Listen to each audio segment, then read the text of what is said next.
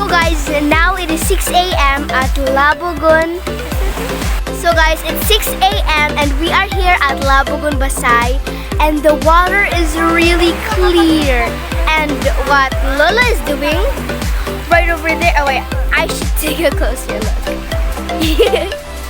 He is getting some crabs.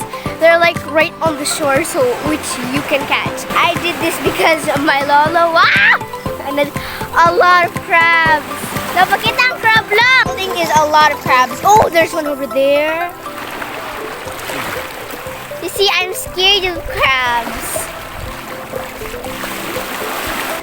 So today we're gonna go get some crabs. Hala, what is that? Crab meat? Oh, no, ba't naman din eh?